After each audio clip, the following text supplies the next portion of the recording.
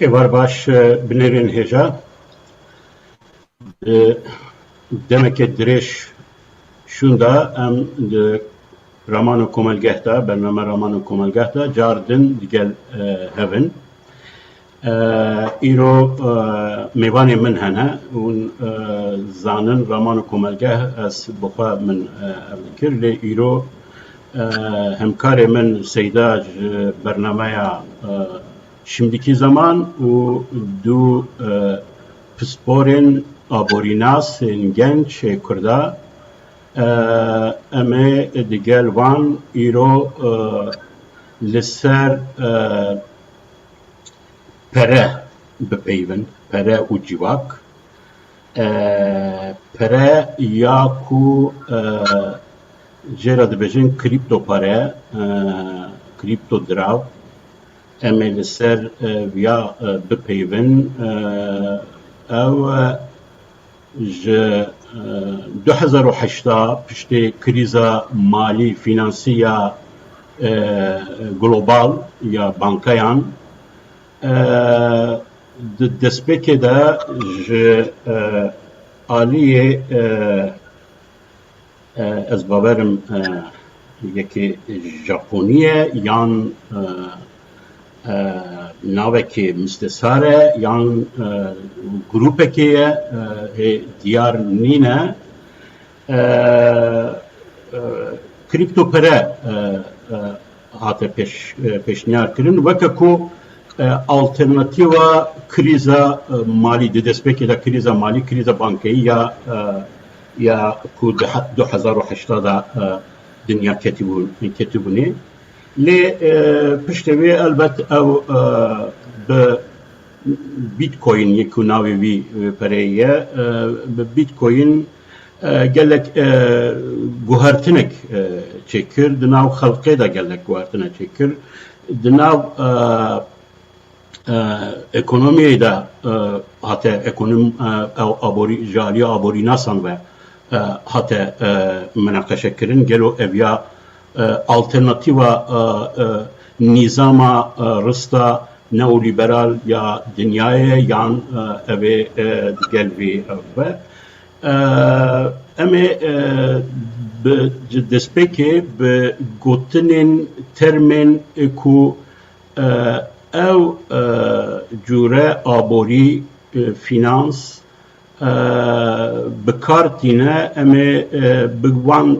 terman digel hevalan dest pê bikin ez îro weke ku xwendevanekê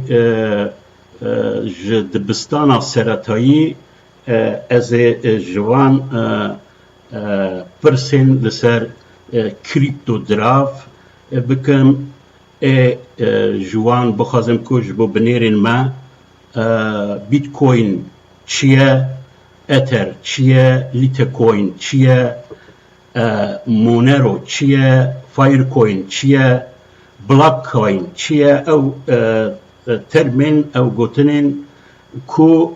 êdî bûye mirov dikare bêje ferhengek halê xwe de ku em ji wan têgehan gelek dûrin bê têgeh jî bê ku em têgehan jî îzah bikin em nikarin mijara xwe baş tê bigihin belê ez berê her tiştê ez ê bi xêrhatinê bikim ji mêvanên xwe re û ji hemkarê xwe Seyda re Seyda kekrodî kekvedat hûn bi xêr hatine Seyda heyaniha min من te wek nav iştera digo seyda îro wek sıfat ez ê işter bêjim seyda îro seydayê bernameyê tu yî hêvîdarim wek wan her du şarezayan tu jî dikarî bî agahdariên baş gengeşiyên baş bidî binêrîn me û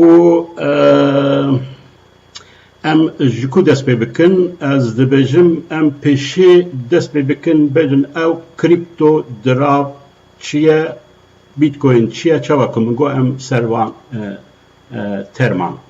dest pê bikin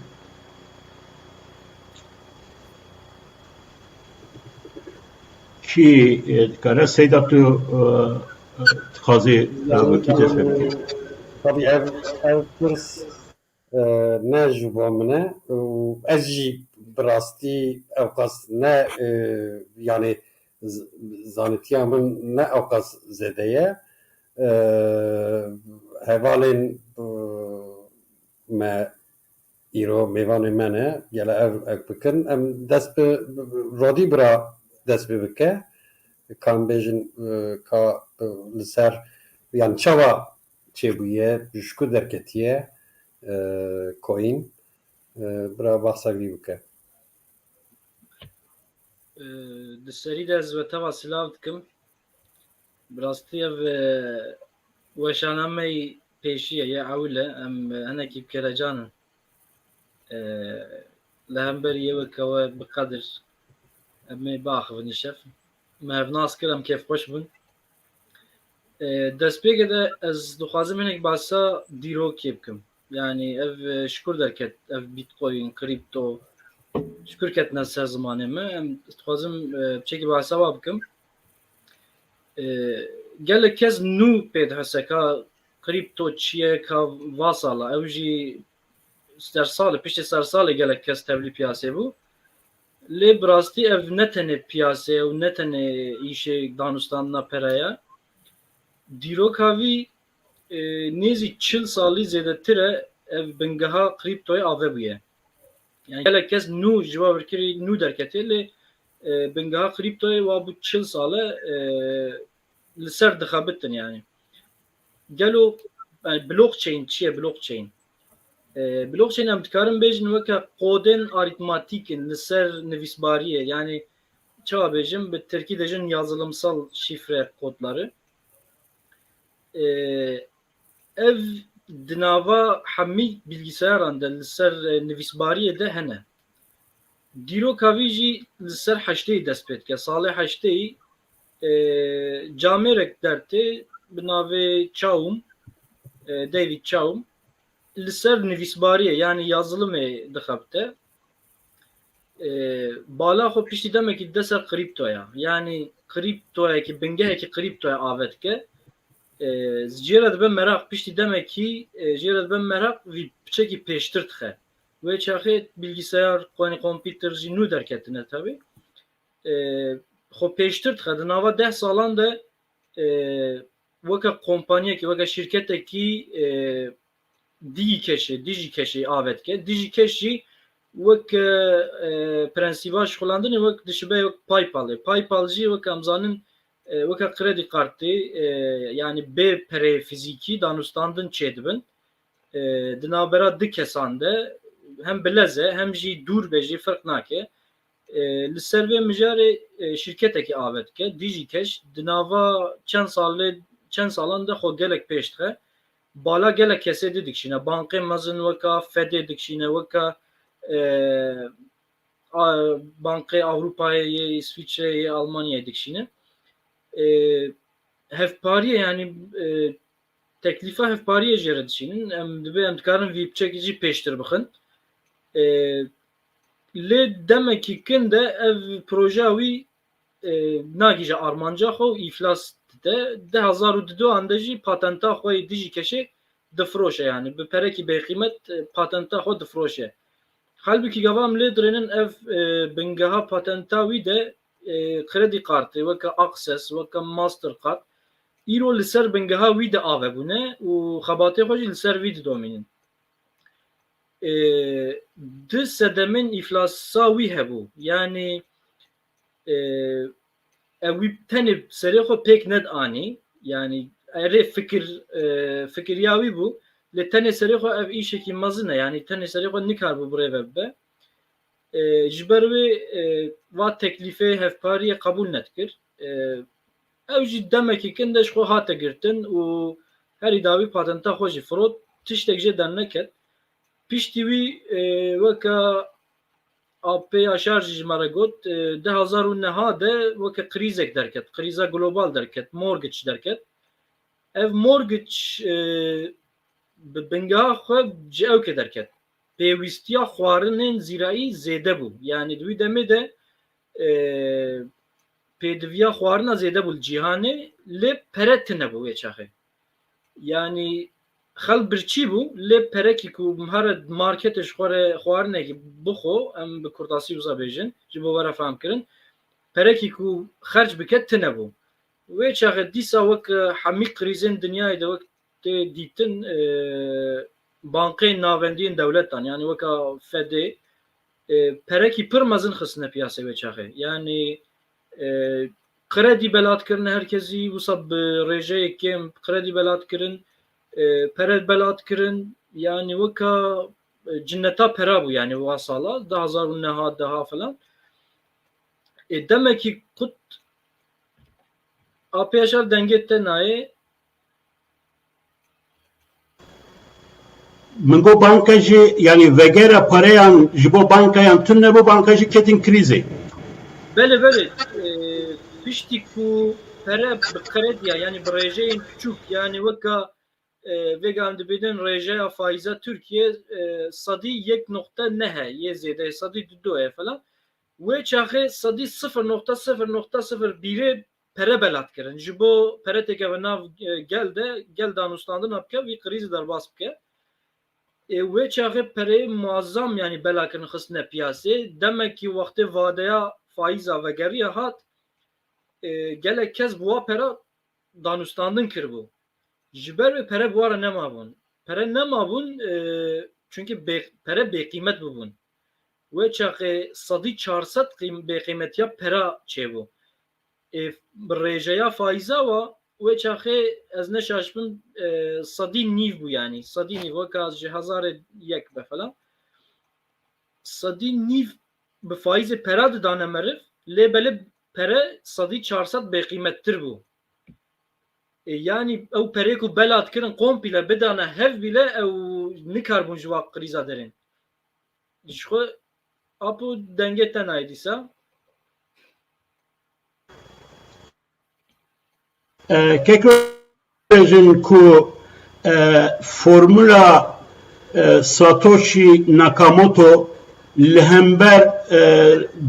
lehember ve krize bu yani ji bo çareserkirina ve krize bu ji ber ku ev sistema ku ani veka ku peşiya devalasyonê peşiya ev kevê bigire û banka dikarîbin nenavend dikarîbin hêsantir te vegerin em dikarin bêgin yani cara yekem bitcoin veka çareya ve krize re veka alternativa ve krize re hate holê em dikarin wisa bêjin ji xwe piştî krîzê demekî qut de Satoshi li ser weşanekî malperekî li ser sepanekî internetê maqaleyekî parve kiribû ew maqale Reddit'e heval dikarin lê birênin di vî maqaleya Reddit'ê de behsa kripto behsa bitcoinê cara yekem li wir dikir evî camerî digo bitcoin ku têkeve piyasê bankayên navendî nikarin goriya serê xwe pere derd bixin û têxine piyasê nikarin bikişînin nikarin bi eyarê dinyayê re yê aboriyê re bilêzin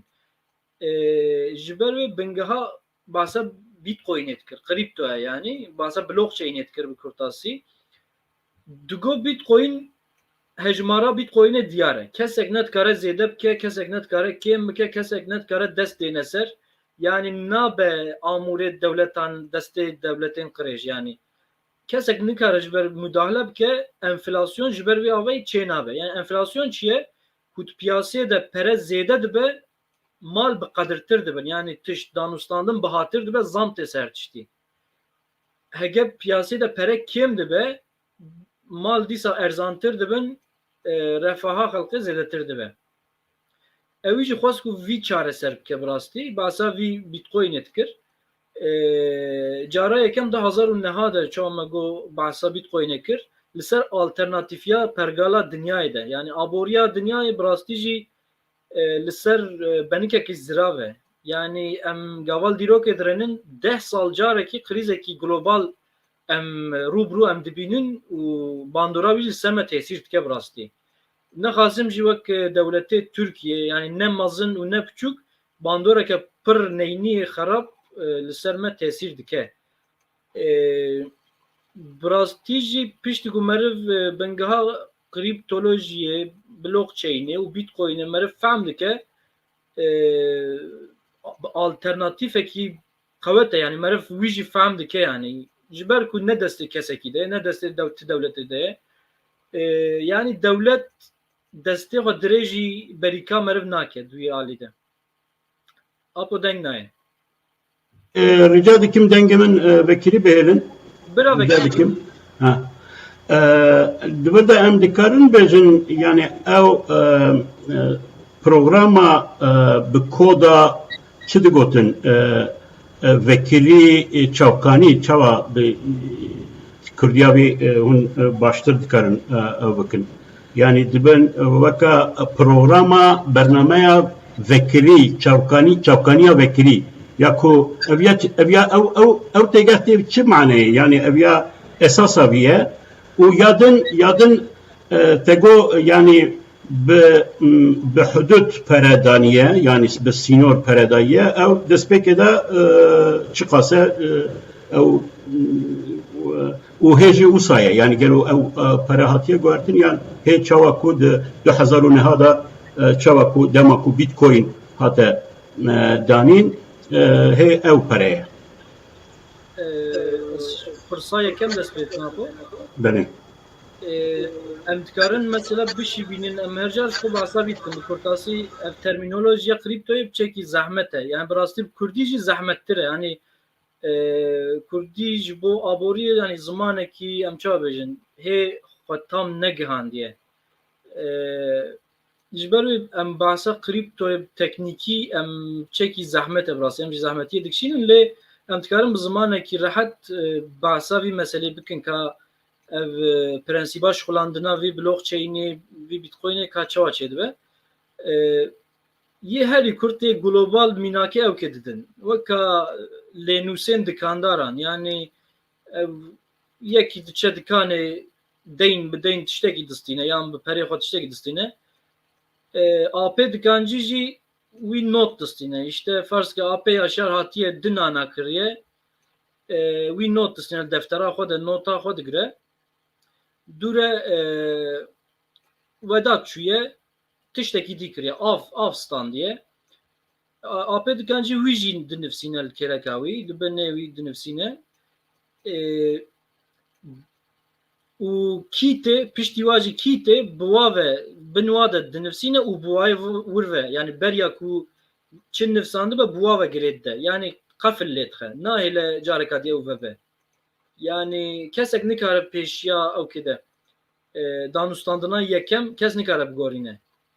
ya di doya jî kes nikare heta tiçe her 10 deqê carekî defterekî nû tê vekirin di vê teknolojiyê de 10 deqê carekî çawa defter tê vekirin ew zanyariyên ku nivîsandiye ew jî kilît dibin û tê negirtin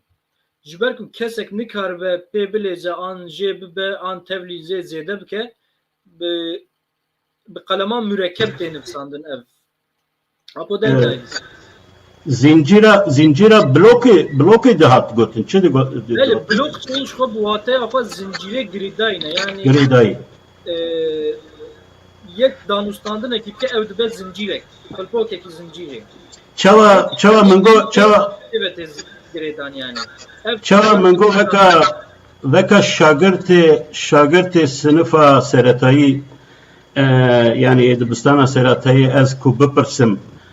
em dikarin bêjin ew kesê ku tên navê xwe dinivîsînin yani em bişibînin müşteriyên bankayê ku em bêjin ku ew müşterî مشتریین کو دچه د بانکای دا اپراسیون پره یان کرین و فروتن یان تشنا دکه مشتریین همو این پیوتین او دزانین کو بلوی مشتریین بانکای ایدن چکرنه او زانبونه کیوان yani ev hişyarın banka berbekude diçer çi işi dike eşkereye zelale em dikarin biya bejin ku bitcoin'de ev tişteye Arkadaşlar banka ne zalalım yani ne zaman bişibinin bankayı yani dıvırda müşteriyin bankayı alet teknik de emni karın alet şukulandığını da emtikarın bişibinin yani banka bakımı ne zalalım yani zanyariyen müşteriyen hop belanake le blockchain'e de hami zanyari de hami kompüterin dünyayı da merif tkara bibine yani nizanekiye le ev transferavi ev danustandinavi zalal texuya tuazel Çin'e ve tuazel Afganistan ve ev tkara danustandına ber yaxot tkara bibine li ser blockchain komi herkes jitkare internet hebe em jitkarın herkes jitkare bilebrene وەک مەگۆ ئەv ئاپێ دکاندار نۆتا دستینە کی چی کریە کی چی نەکریە و وا zincîra vegirêt de wa danûstandina zincîra vegirêt de her 10 deqê carekî ew zincîr ew deftera wî diqede wî defterê jî kilît dike û dibeşêre ji ber ku kesek pê nelêze bi qelema mürekkep dinivîsîne yani kes nikare lêzê de bike îca ev destpêkê de ji me re ewletê xuya lebelê ev jî nebese di blockchainê de di blockchainê de jî vî karê apê dikancî kompîter dikin yani ev nivîsbariya kompîtera ew dikin otomatikin û kî çi danûstandina gîbke ev nivîsbarî bixwe dike û de mesela me got apê dikancî ew tenê ye lê di kompîtera de dinyayê de çiqa kompîter hebe wî qeydî bi hevra distînin yani ferz kim apê yaşar çawa me got çû nan stand vî zanyariyê yekî batmanî jî yani bilgisayareke batmanê jî qeyd dike û bilgisayareke Çînê jî qeyd dike bilgisayareke Singapurê jî qeyd dike tev bi hevre di nava ji milyarê yek saniyê ew kê de saniyê de nivîsbariyê de qeyd dikin û zincîr tê girêdan û ew defter tê girtin yani û kesek nikare müdahale bike ewlehiya wî jî bivîrete yani di dinyayê de yek kompîterek vekirî bimîne ev pergal şixulandina xwe bidomîne kesek jî nikare müdahale bike kesek nizane kî çi pere şikîre şandiye çi danûstandin kiriye kesek nikare vî bibîne lê yani nizane kî ye lê zane çi bûye çi qewmiye Okey, mesela hevaltî Hamza Aydın pirsiye gotiye ev sistem meriv kare hack bike. Yani çawa mı got dikare hack bike ama çawa hack bike meriv dikare kompîtera keke seyda hack bike newsa gelo ew hacker ew çi hacker ku kompîterê dinyayê kompîle hack bike Miner dibêjin wara ne madencî dibêjin. Na ew tiştekî cuda ye ew tiştekî Cuda cuda ye. ye em ê werne wî mesele jî Tamam. Ya em tabii pir mesela teknikî man yani teknikî jî çünkü tabii ev ki zor e yani değiştina wî zor e. Ez tişkî civakî pirskim bira yek vedat idame beje. Yani ez meze dikim mesela li dünyayê insanın velatên duyemîn em bêjin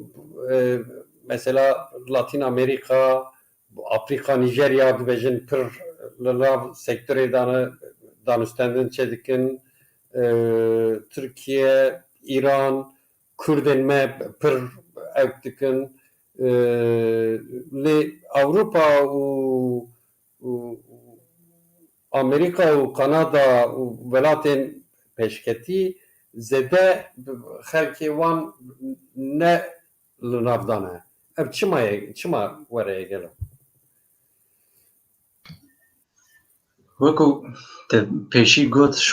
کەکی سەیداتە گۆ ئەv پرسێکە سۆسیۆلۆژیکە یعنی چما ئەv وانێک و پاشکێت ئەv دەولەتێ پاشکێتی مرڤێ وان زێدە لە ئالیە کریپتۆنە و ئێک و پێشکەتی نە پاشن ئەv ئێک و ئیدی یعنی ji aboriya welatê xwe hêviya xwe birîne hêviya xwe dane aliyê krîpto koşxure çend pereyê xwe zêde bikin û perê xwe zêde bikin û îdî hêviya wan wekî din nemane lê dewletê pêşketî ew ji xwe kêfa wan li cî ye yani refaha wan zêde ye naxwazin rîskeke din bistînin û haya wan jî ji van tişta tune hebe jî aliyê teknolojîk haya wan jî heye lê wekî din pere qezançkirin zêde hêviya wan jê tune wanê dewletê paşketî ew dixwazin wekî din tiştekî ku bikin tune karekî wan tune perê ku digîje destê wan zêde hindik têjwar e yani tek hêviya wan dibên em ji xwe re perê xwe belkî zêdetir bikin û pirê wî jî yani zirar dikin bi nezanî dikevne aliyê me jî pir kurdê me jî pir wîsanin yani bi nezanî dikevne û rîskeke mezin distînin rîska wan jî dibên belkî ka em milyarek me heye hezar lîrayê me heye dibên belkî bibe 100 milyar ew jî rîskeke mezin dixwaze û ev jî bi nezanî ku çê dibe yekcar nexweş çê dibe em dixwazin ku temam yani hemî ê ku divê piyasê de nexwe perwerde bikin û analîzê xwe bikin zanibin perê xwe dixine çê Okay. Yani Geridayı bir pırsa seyda ez dikarim pırsekî din ser zêde bikin. Yani hûn zanin yani milletên feqîr û bindest û ku ekonomiya wan zayıf e suç jî li wan welatan de yan jî ekonomiya reş jî di wan welata de pêşketiye. Ma rast e ku Bitcoin ji bo kiryarên suç zêdetir tê bikaranîn? Belê ew jî heye rast e ew ê ku perê wan ekonomiya reş ku me got ew jî bûye awayî spîd kin wî perê û ev zêde tê bikaranîn û herkes jî vêzane ji ber vê ye ji xwe ya ew dewletên mezin jî naxwazin ku ev sîstem têkeve nav milletê û zêde xwe bide nasîn. Başê ev devletên zir mezin ekonomîk gava ku bixwazin ew bankayên merkezî ku bankayê ya navnetevî Dünya Merkez Bankasî nizanim ew fona navnetevî ya pereyê gava ku ew bixwazin gelo nikarin karûbarên vê Bitcoinê bidin sekinandin yan jî zererê bidin? Ji îro pê de nikarin. Na, wekî ku Rodî jî got ji xwe hetanî ku kompîterek ser riyê erdê hebe ew nikarin îdî vê sîstemê bidin girtin. Başê eger nikaribin em dikarin bêjin xwezayekî vî ya vê tevgerê ya sosyal heye yani îdî yani weke dibên tevgereke nû ya sosyal yani ku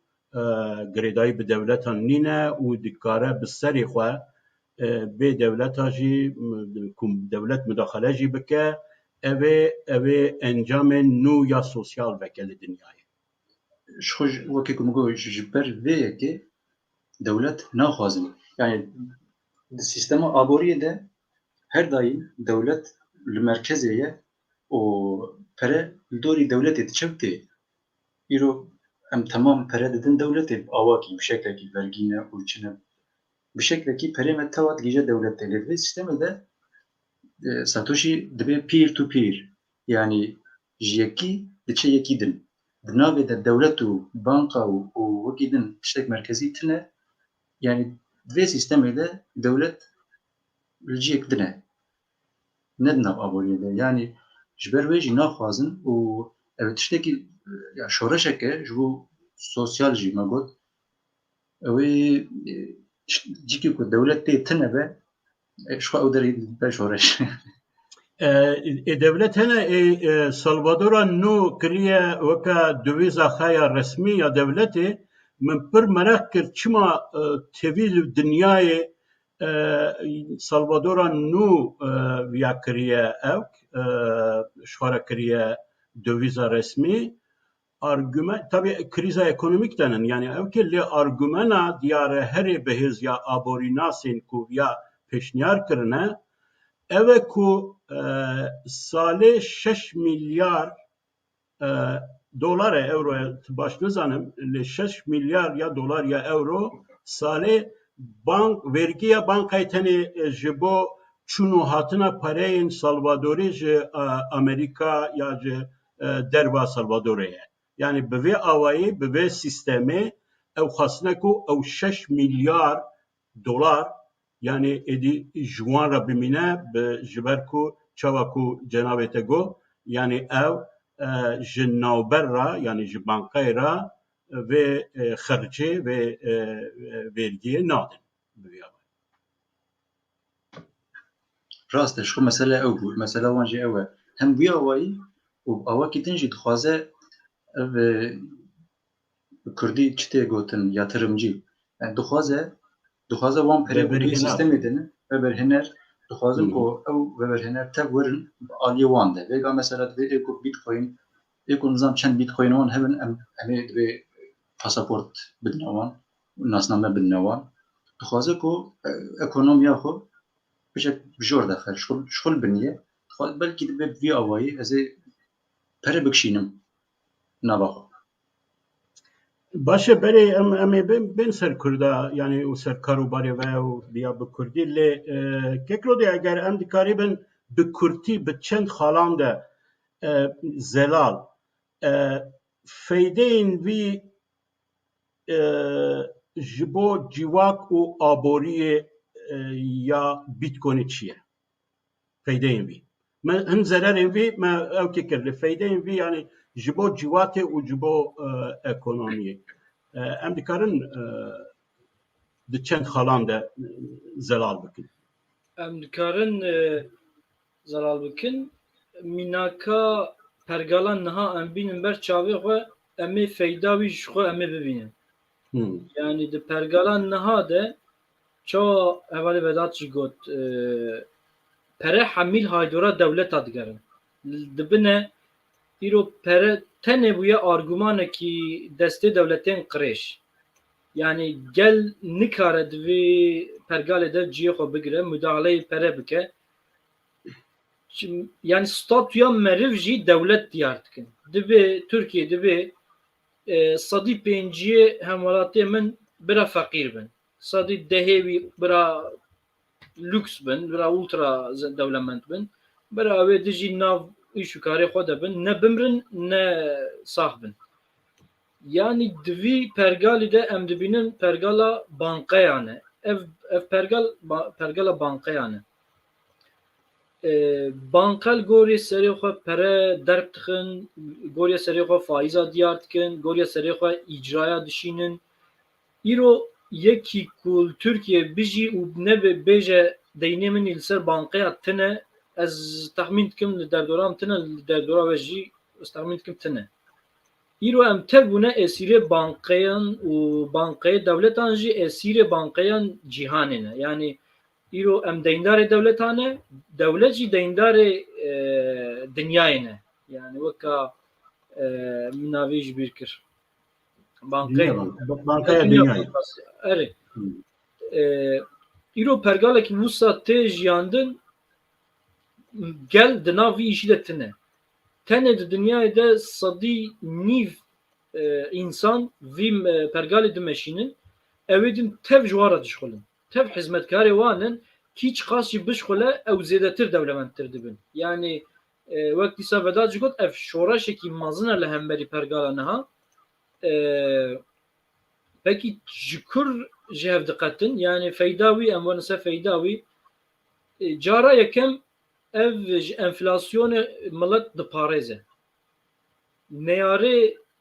gel ye herî mezin enflasyon eşxe. Yani enflasyon jî ne destê millet te. Yani millet henekî cî zêdetir bixebite, yani rojê 8 saat na, rojê 18 saata bişxule jî nikare têkeve pêşiya enflasyonê. Ji ber ku polîtikayê enflasyona û polîtikayên faîza ne destê millet te ne, destê dewletan de ne. Yani ji ber wê meriv zêdetir jî bişxule, ti feyda wî tê ewkayî li millet nabe. Feyda yekem enflasyon bû weka me got. Yani ti dewlet nikare li goriya serê xwe Bitcoin'a zêde bike û têxe piyasê bibe sedema enflasyonê. Ti dewlet nikare vî tiştî bike. Tenê serê xwe jî gavam lê birênin ev feyde jî yani besere dibim. Yani ji xeyna mesela berî vêga di meselê de ji derbas bû işte gelo mesela kriptoyê dibe amûrê işte destên qirêj. Îro em gava lê dirênin destên qirêj xwe niha dixebitin. Yani ti destekî paqij tune. Îro em dibênin ji sînora pere transfer dikin, dövîza dixine nav bankeyên din, di nav da digerînin û dest dêtîne ser mal û milkê xelkê, yani bi faiza dewletekî feqîr dikin, îflasat wî dewletê din dikine mehkûmê xwe. Yani îro ez texmîn dikim Fed ku bixwaze kîja dewletê dinyayê ve jî dikare îflasa wî bide bi ambargoya û bi polîtikayên xwe yên faîzê şerlikî îlan bike, yani mala wî xirab, yani mala wî dewletê xirab yani. Lê heger polîtikayên dewletan serbixwe bin, ne girêdayê Fedê bin, polîtikayên cîhanê bin, li goriya xwe mesela pere kes neweşîne, kes derb nexe, ti pirsgirêk jî çê nabe. Îro yetkiya derkirina pereya tenê di Amerîka de ye. Amerîka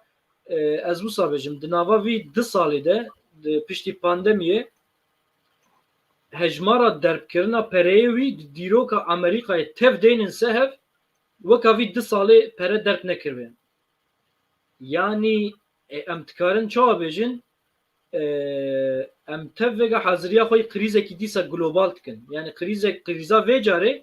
ne weka yê mortgageê, ne weka yê not û neha ê bibe. Yani krîzeke zêde mezin lêviya me niha. Ez naxwazim çekî bangewaziya neynî bikim lê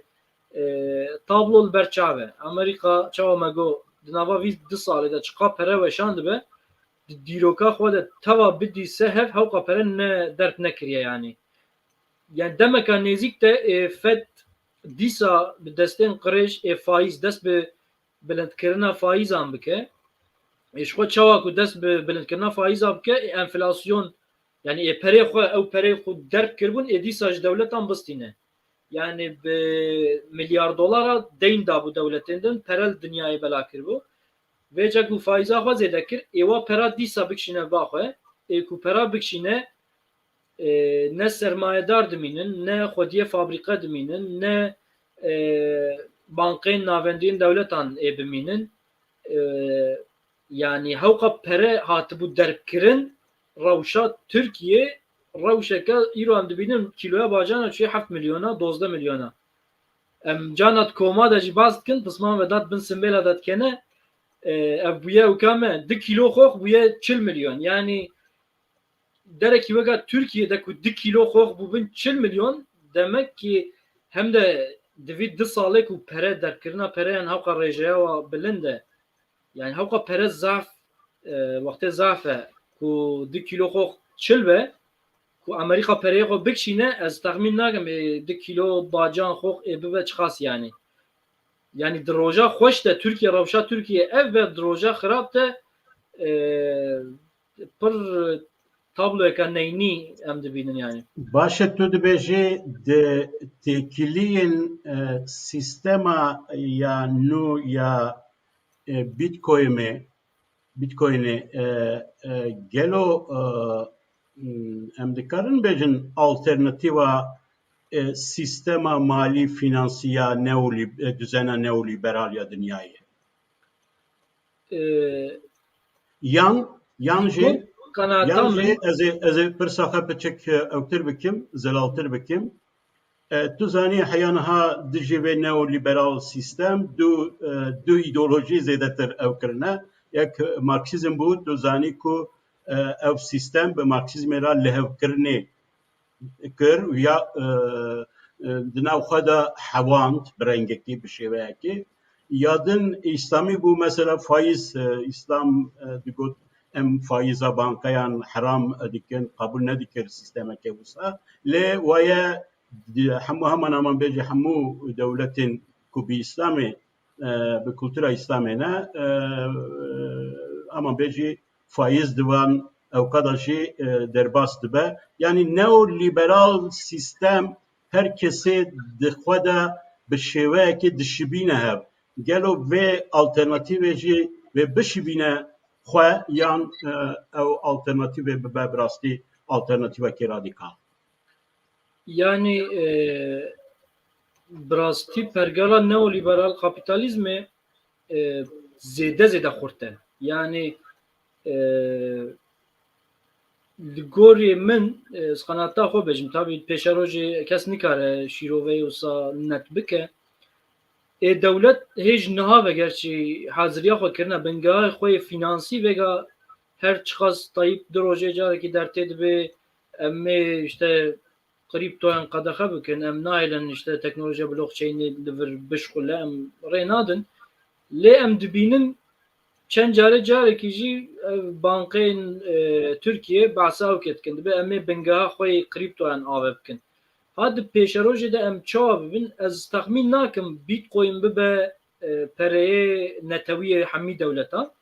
an kripto lê alternatîfekî çawa her dewlet dikare pereyên xwe bi alî kripto veji mesela bi derkirina pereyan li ser blockchainê dikare pereyê xwe derxe mesela İran derxistiye ne? İran derxistiye ka. İran derxistiye, Singapur derxistiye, çend welatên mesela İsrail derxistiye, ji nihavên pereyê xwe derxistine. Vega Tirkiye jî va 2 sal li ser dişxule. Dît ku İran jî dest pê kede. Dît ku 4 sala xwest ku kriptoyan qedexe bike. Mining yani madencilik dêjin. 2 sala li ser hev qedexe kir. Dît ku nikare tekeve pêşavî meselê ego madem di nav hudûtê me de ev mijar dibin ez jî nanê bixwim vê carê çawa kir got heger kî miningê bike ez ê jî hewqa pere bidime yani pêşiyayî vekir û teşvîk kir îro em dibêjin İran li ber hewqa ambargoyên dinyayê jî li ser piyê xwe ku bimîne ev piçekî girêdayî kriptoya jî yani madencilîka İran dike sadî bîstê dinyayê ye ew ê dijî ji xwe bi piranî li alê Çînê ne alê Japonya ne alê hinek welatên navnetewî ne ez werim ser mesela me neolîberalê heger me got alternatîv çêbe jî kapîtalîzm dîsa bixwaze vê pergalê jî bi dest bixe û bandora xwe li ser bide qebûlkirin yani çawa pereyên kripto ji holê ranabin lêbelê her dewlet pereyekî xwe kriptoya derxe weka Tirkiye TL'ya xwe bi kriptoyê derxe weka ji xwe em vêga bingeha wî dijîn yani berîka me teva de kredî kart Tekrar li ber dixwazim pirsekê ji te bikim yani dijital pare devlet dijital pare dixwazin çekin vaya mesela Swêd dixwaze e-kron yani elektronik kron dijital pare dixwazin bikin gelo ferqa dijital pare û kripto pere ji hev cuda nîne yani tek sistem belê çawa ku te destpêkê de behsa wê ew karta ATM karta te kir piçik weka viya dijital e elektronik e lê dijital pere de bawerim bankaya merkezî bankaya navendî beramberê vê ve pereyê ew kevî heye yani wir kontrola vî merkezî heye li ser van pereyên elektronik jî ew ser vê ferqê dikarî min baş fehm kir ew ji hev cuda ne yani çawa heger pereyên kriptoyên dewletan ku li ser blockchainê werin bikaranîn ev blockchain bi ser xwe ye yani bê mudaxila dewletan ew ê bişxule ji xwe لێ genetika devletên kapitalizm jî ne ev e yani pereyekî ku nikar be kontrola wî bike di nav sînorê xwe de naxwaze û nahewîne jî yani ji ber wê dewlet ew kê bikin yani aynı çawa vega bankayên navendî Merkez Bankasî bi telê bi faiza bi rêjeyê faiza dilêze bixwaze bi kriptoyan jî bilêze yani kripto çima wisa dijwarin çima wisa xurtin çünkü hayat devletan jê tune meriv weka veda jî got P2P yani di nava du şexsan de danûstandin kesek nizane ev çawa çêbû îro Tirkiye vî qedexe kiriye nêzîkî sê çar mehverê Tirkiye biryarnameyek weşan got li ser li Tirkiye got danûstandina bi kriptoyan em qedexe dikin yani kesek nikare here dikanê bêje ka avekî aştere perê wî diheb Ethereum kes nikare vî tiştî bi Tirkiye bike bi resmî yani lê gayri resmî herkes jî dikare tiştekî bike haya devletan jî jê namîne yani îro ez ji wedat re 2 milyar dolar pere bişînim ne haya devletan êjê hebe ne jî tu kes dikare müdaxileyê me bike Pereyên fîzîkî na yani fîzîkî na pereyê fîzîkî na îca Türkiye mesela weka devletan devlet dixwazin vî perê kontrol bikin ji xwe cudahiya vî ewkî ew e yani benîkekî zirav e wekam got blockchain nahêle devlet müdahale bikin devlet dixwazin müdaxileyê pereyan bikin îca gel minakê bidim heger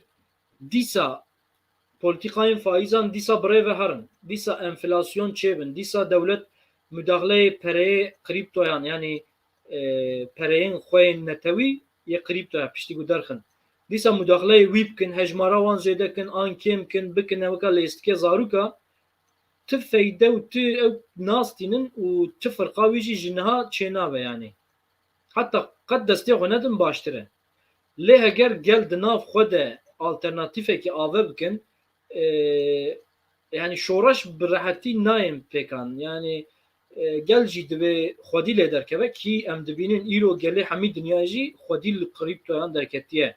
wî parêze îro em dibînin nêzîkî milyarek kes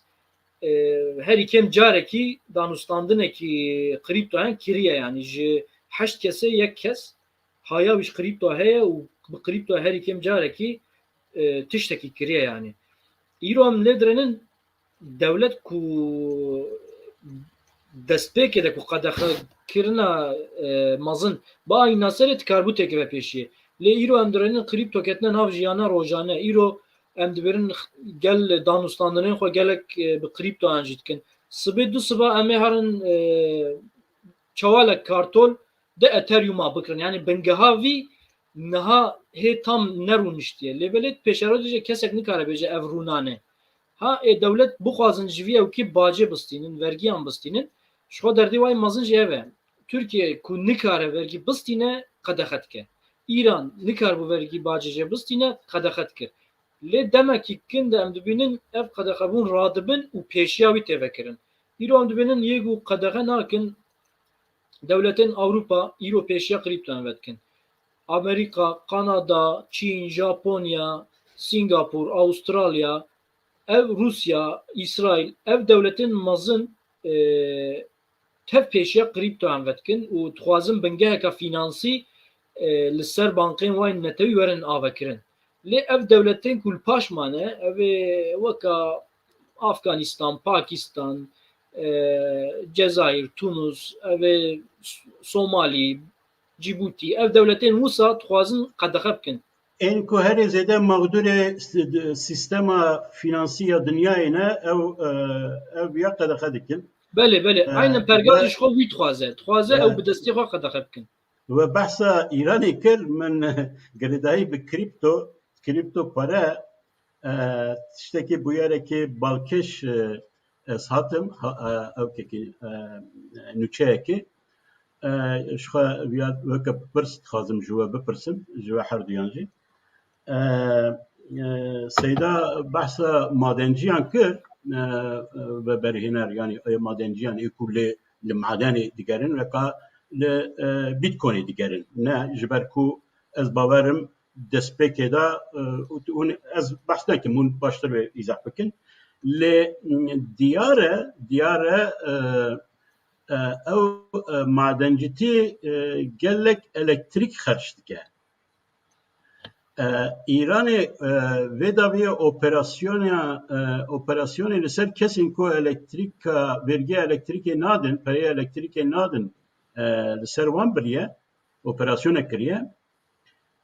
Dîtine ku 20% ji wan 20% el pereyê xwe nadin, pereyê elektrîkê nadin. Dîtine ku prosentekî herî mezin ji wan ev ê ku li ser Bitcoin yan jî weka ve berhênev yani madencî kar dikin girêdayî bi wan kompûterê wan û ew ki wan e. Gelo ew kompûterên ku kesên ku Bitcoinê ew dikin bi kripto pere operasyona dikin kar dikin çima ew qas zêde kahraba elektrîkê ew dikin xerç dikin. Mining çawa me got li ser konversin mezin yani kompüterên mezin tê kolan. Ji ber wê mesela ne wek laptopek yani di laptopekî de jî madenên piçûk erê hene, di telefona de jî hene, di laptopên li ser bilgisayarên hemî cîhanê jî tê de hene. Lê ew dêjin yazılım diyeceksin. Madencilik de yazılım ve mazın da çedibin. Yani ziyadettir. Vakam bejin erdeki sad donum en bin beçaveha hecmara keviran dedine hev. Hecmara keviran ser laptopin me an ser kompüterin me küçük de kemin. Keviren küçük hene evji tera xwe nakin yani. Lê ser yazılımın mazın da ziyadettirin. Yani hejmara wajî diyar e îro ser Bitcoinê em bêjin 21 milyon hejmara wî heye îro nêzîkî 19 milyonê derketiye nêzî 2 milyonê jî hinek jî hinda erê kêm maye maliyetê wa jî bi xwe re zêde bûye yani berê 5 volta Bitcoinek ku derdket îro 5 volta nîv Bitcoin dernaye yani maliyetê wa zêde bûne wextekî İran حق جیرانه و بخود دا یعنی دیگه ماینینگ کی بکه حق جیرانه وی برا فاتوره من بکه ازی بدم شپیلاوان و آنها هم معدن نمایه معدن کم بویه ایرانی دبیجه برا جیران جی اون بدن دیسا کرمانجه من لور herhalde alternatife kaçak hacı herhalde buraya vedbin kunne benji bira bikin kuden geme harama lê ez dixwazim vî tiştê bêjim gelek evê xweza Paris dibêjin işte ceyranê zêde xerç dike ji ber wê em li hemberî qirîp hene îro li Stenbolê fabrîqekê an li Düzce Yalovayê wan de re fabrîqekî mezin heta niha çi kolan li Tirkiye bûbin di mehekî de heqê ceyrana wa tevî xerç dike. Yani ev vî tiştî nabînin û wî ceyrana piçûk dibînin ev jî weka niyetekî xirab e yani weka dibine lêstikê destê dewletê yani pergala kapitalizmê halbuki çawa bêjim ew jî xweza parêz e blockchain te wekayî tune hani ji bo peret tê derkirin dar tên jêkirin yani neyek nedido bi $4 trilyon peret tê derkirin û ev bela dibe ev peret ji hewayê naye ya pembûye ya dar tên jêkirin wisa tên derkirin ev zirarekî mezin didin xwezayê kes vî nabînin li alê dîl vedirênin kek vedat kek rodê eger dikarîbin hinek jî em zêdetir behsa Bitcoin dikin lê diyar e hin ew kin din jî çêbûn piştenewe ye yani piştê Bitcoinê gelo ferqê wan çi ye te behsa Ether dikir Litecoin dikî yani ferqê wan çi ye û gewa ku min mesela ez bêjim Bitcoinê min hebe ez dikarim bi Bitcoinê em bêjin bi êdina ew bikim bikirim yan jî vegerînim çawa ew sîstem çawa ye yani بله از پاشی دست پی بکم تقاسا همو پرایاب هف دبه دبرده yani تکاری بیت کوینه کی هری اتریوم استینی اتریوم خو هری لایت کوین استینی یا جی تقاسا همو پرایاب دبرده هیه و وقت ما قول فرقوان چیه او جی هر پرکی پروژه کوی هی مثال اتریوم پروژه وی ج بیت کوین جدایه و لايت كوين يتم جداية مثلا كيجان يعني اسمهم وكيكو تشتكتي بيراتاكو بروجا كيجان مثلا ما خبر دال سري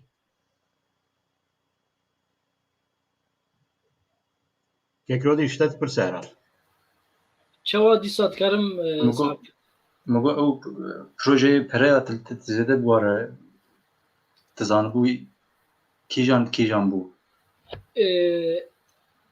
یا براستی صدی نوت و پنجی پروژه یان تف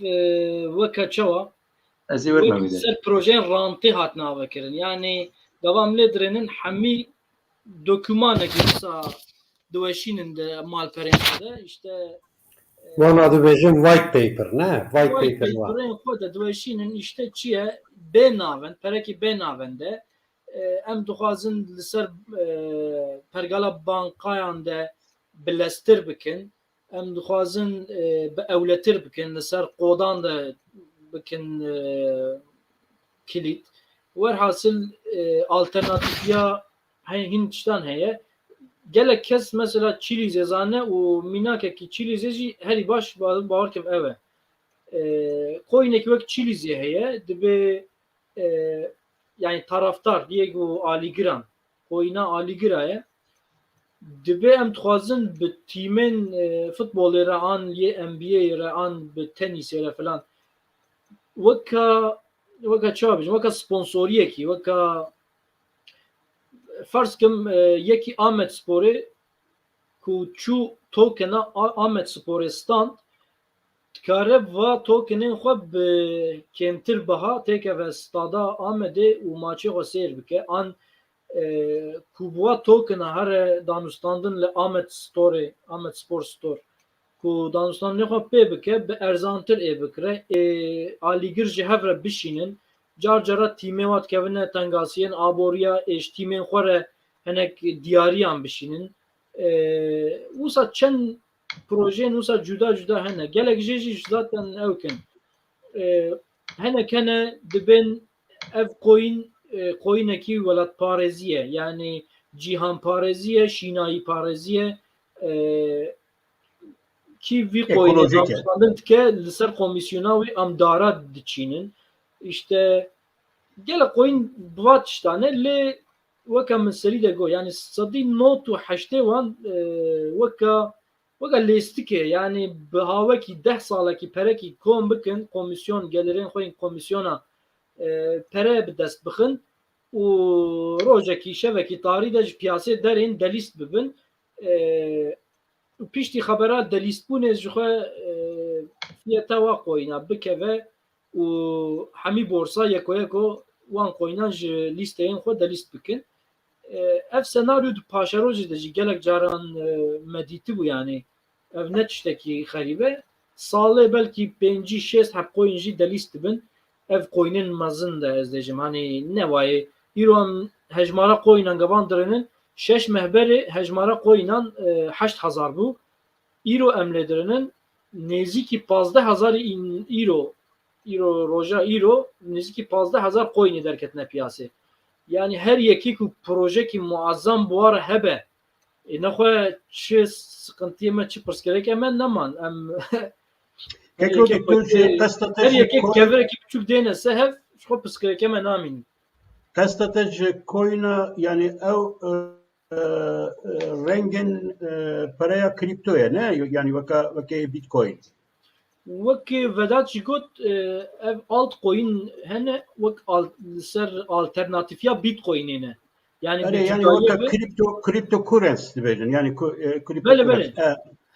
baş e yani nirxê wan jî cuda ye ne waye yani niha di piyasayê de ez bawerim bitcoin herê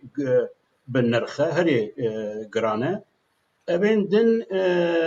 جلو بقاسي بيتكوين جران نينن نرخوان جران نينن أو بتشجري داية يعني چی قاس پره پیاسه دانیه به گریدایه یا به چه گریدایه یعنی چما بیت کوین او قاس به قیمته ایدن به قاس بیت کوین به نرخ نینه چند سدمانده بیت کوین به قیمتتر دبه یک جوا چیه هجمارا بیت کوینه کمه yani 21 milyon به حدوده بیت کوین تنه هنه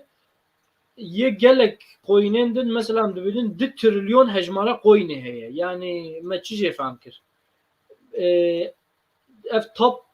sadide koyun hene yani ev koyunun peşketi sat koyunun peşte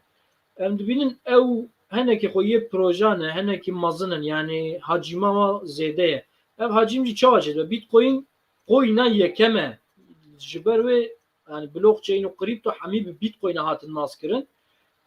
teknolojiye avle yani pereyin kripto da peşi ev derket yani bu peşenge teva jiber ve em teva bitcoin'e naskin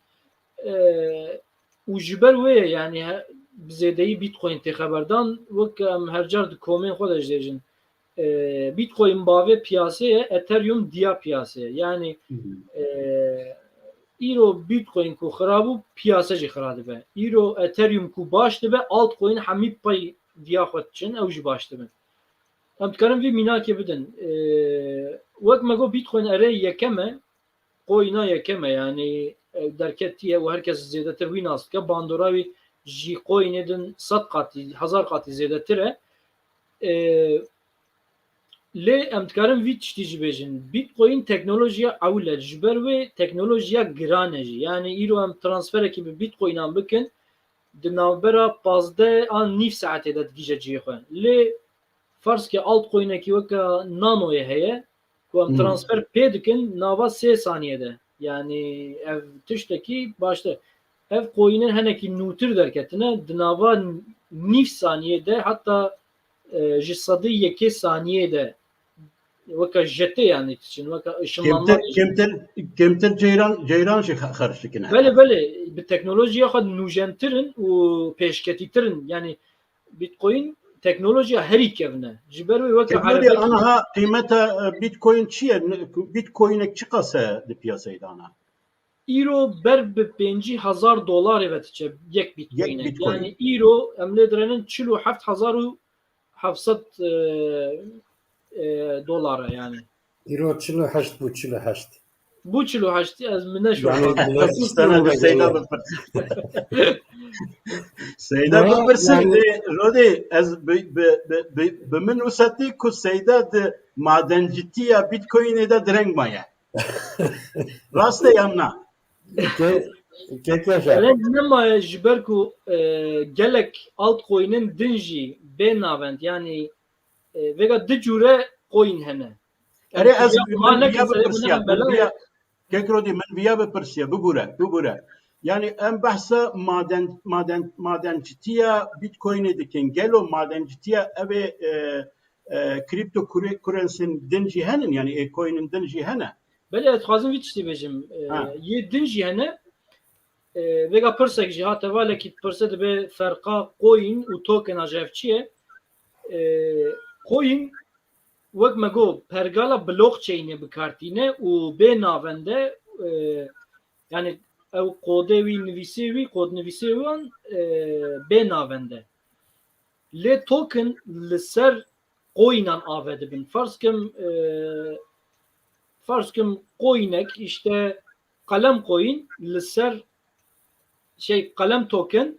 le ser coinek yani ser pergala coinek mazın tebkaranin farz ki vaka ethereum'e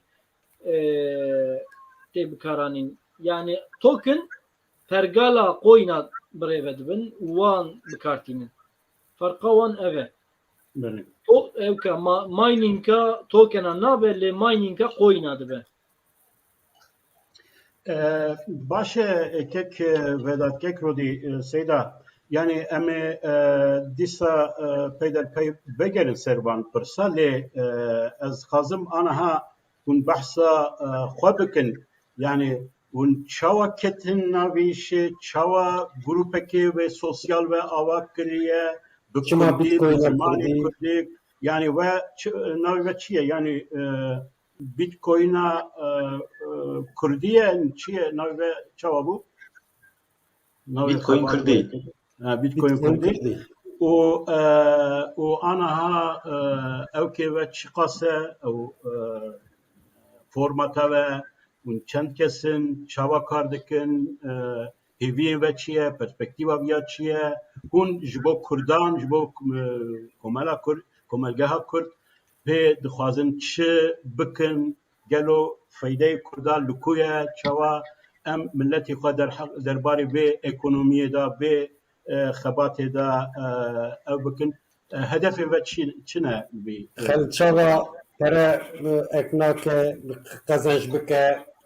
çava ji xwe biparêze, zanî evekî pere wenda dikin pirin. Yani kredi distinin xaniya xwe difroşin, araba xwe difroşin, dat tînin nav kriptoyê û temêze kir çû. Yani Belê, çava belê, karin xwe belê. biparêzin. Ez destpêka xebatên me ez behs bikim bira veda jî vîzyon û misyona me bêje. Çê dibe? De tabii çava. Ji xwe em zû ve yani wa 10 sala em bi aboriyê re yani ji ber mektebê ji ber rewşa jiyana rojane em têkildar bûn bi aboriyê re yani beriya kripto derneket bûn yani derketibûn haya me jî tune bû 2015 de falan gelek kes bê haybûn jê em jî di borsayan de di dövîzan de arbitrajan de falan me lûr karê xwe dimeşan piştî 2017 kripto 2016 kripto derketin min nûveda çî ji xwe me wê çexê ev nas kir li ser Twitterê me dîsa grafîkê li ser malpera xwe min weşandibû vedat behsa kriptoyan jî kir got tiştekî wisa heye me got em li ser serî biçekî pê biêşînin ka çi ye henî em gereke bi tiştên nûjen re têkildar bin ev salek di sal em li ser man me gelek danûstandin kirin li ser pergalê hê jî me fehm nekir bû bi rastî ji ber ku tenê nêrîna me ewkê xebatê me digot em kara xwe bikin xilas yanî em ji xwe re bişxulin ew qas vîzyona me hew qas bi wê çaxê dûre me got bira bi me re gelek kesên dijî kar bikin bira perwerdehiya xwe bi hev re em pêştir bixin em hîn bibin ev vî teknolojî jî em hîn bibin danûstandinan jî em hîn bibin û em bela bikin ji xwe li ser ewkê em bi Kurdî ne hemî xebatê me jî bi Kurdî ne em dixwazin Kurdî tevlîvî xebatê bikin wisa me hev nas kir dûre par me got em van parvekirinê xwe li ser komekî de em berhev bikin û em komekî ave bikin yani 2020 de me dest bi kriptoyan kir Bitcoin Kurdiya me vekir li ser medya civakî de me dest pê kir sonra me komek li ser Telegramê jî me vekir bi rastî me bi amatörî yani me digot em ê ji xwe kêfa xwe bînin em ê grafîka parve bikin ji xwe hat nehat em ê ji xwe re bikenin xelqê nas bikin hevalan nas bikin falan medî heqeten gelê Kurd zêde baldarayên di vê mijarê re û pirsên girîng ji me dipirsin me got ev qas zanyarî bira neçevoşî henî em bi hev re xwe perwerde bikin em koma de perwerdehiyan saz bikin rê şanî xelqê bidin kîş rê şanî me dabe em jî rê ji gelek însanî din re şanî bidin dibe ku sibê di siba ji me pêşketîtir hinek derên û rajine wî alayê ji me bileztir herin me xwest vî komê em wisa ave bikin dûre em hîn bûn ku dîroka Kurda de koma aboriyê yê netewî yê bi zimanê Kurdî em cara yekem e yani dîroka Kurda de nehatiye dîtin komekî aboriyê hatiye avekirin bi rastî piştî ku em vî hîn bûn barekî giran ser pişta me çêbû me got em hinekî jî xwe profesyoneltir bikin xebatê xwe em wisa dimeşînin nîv profesyonel nîv amatörî em dimeşînin bira veda çi ew ê din bas bike. Benim. Şu basa naskirna me çê bû. Piştî me naskir me got ka em dikarin çi bikin. Rastî min ev Twitterê de fenomenê Tirk didît. Li binî şîroveyê wan me didît yanî tev nizanim filan kes 21. Navê wan ev bûn 21 bû. Heftê di do bû. Ya Diyarbekirî bûn ya Batmanî bûn. Tev ême bûn min didît. Navê yekî rehetinde 21 bû. Yani ev me got bes yani êdî yekî Kurd jî lazim yani bi zmanê xwe û yani wek bira ev nas bikin û em ji rêşanê wan bidin bêka wê çawa be paşê me kom vekir û hêdî me dît ku tên yani bal kişand me got vîzyonek dijî lazim e yani ev bira neçe ji bo şêre me hermeh me got çiş karan me hebe eger karek me hebe ya jî tiştek hebe em çiş me hat em bidin hev û ji malbatên feqîr re neçar re em alîkarî bikin çend tiştê me jî duya wayî hene yani heta ji destê me hat me got em bi yani xwe pêş xin û bi vê pêşketinê re jî em alîkarî bidin her tiştî bi her awayî û em hatin hetanî vê demê vî çaxî û vam karşî we ne Ya anaha di nav Bitcoin Kurd de çend bikarhêner yan jî beşdar hene? niha di koma Telegramê de ez binêrim bi rastî guhere cemina niha 583 heb üye hene yani em hevre xeber didin şîrove dikin li ser coîna li ser grafîka Başı ji ve êku peyda kiriye devlement bûye rewşa çawa ya anaha yani serkeftin divî warî de cî heye? serkeftina pêşî em dibên bira perwerdehî be yani ji pere zêdetir perwerdehî lazim e divê masî nede min girtina masî hînî min bike em dixwazin ku herkes bi analîzê xwe û zanebûna xwe perê xwe qezanc bike û bi pêş keve înşallah kekê seyda dikene edem îro kareke xweş kiribû Keysey de rewşete îro baş e dibêje. Şûr simbeleyê nabrin. Yani roj bi roj mirov fam dike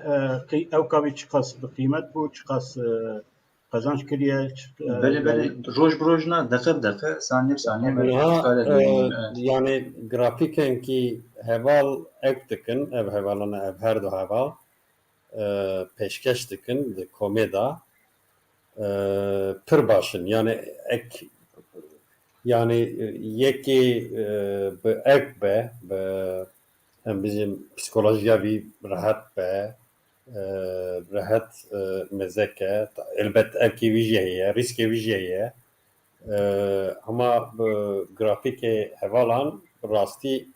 pir kêfa min jê tê pir baş çê dikin baş e ez dixwazim tiştek dî jî bêjim em ne her du yani me her diyan dest pê kir lê ekîp ne em her du ne wekî din çend hevalê din jî hene yani dilsozî alîkarî bi me re dikin ewan jî xwe zêde pêşxist divê demê de yani wedatek dijî heye navî wî û Yusuf heye wekî din êku ez navê wan ji bîr bikim nebêjim me qusirî Mehmet neregin heye, Torî heye, Torî Nazdar abi heye, Silava tevat dikin. Ceo vekiye Ceo Seo vekiye. Seo dinel ba me em Stin ne ya tev gundiye hevin. Bala min kişant nizanim min ez li navê wî digerim belkî ez behsa wî bikim hûn baştir vê navê wî were bîra ve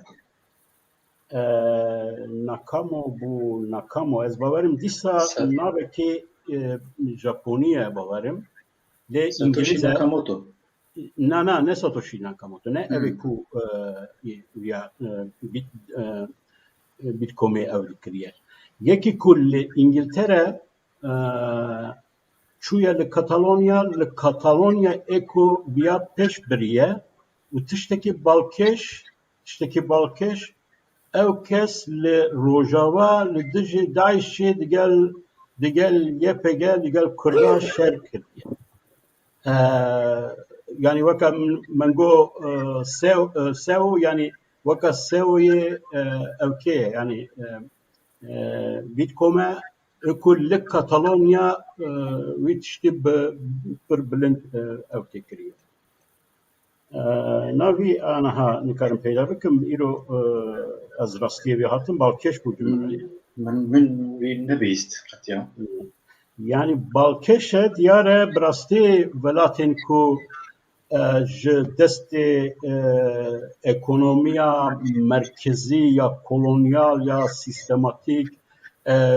آزارن پروبلمی وان هیا تین میتین او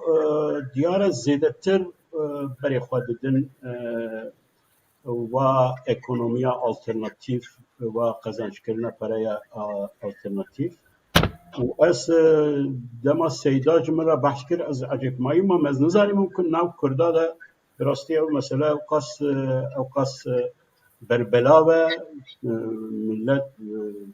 او که دلیزه آنها چوا سیدا گوت انسان هنن کو براستی وندا دکرن مالی خوا پره خوا او که خوا